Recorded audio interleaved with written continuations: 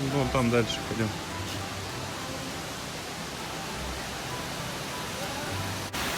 Вот мы попали уже на водопад, ну тут посерьезнее водопад, чем тот, в котором мы были.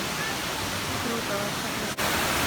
Короче, народ купается в водопаде, а вода ледяная.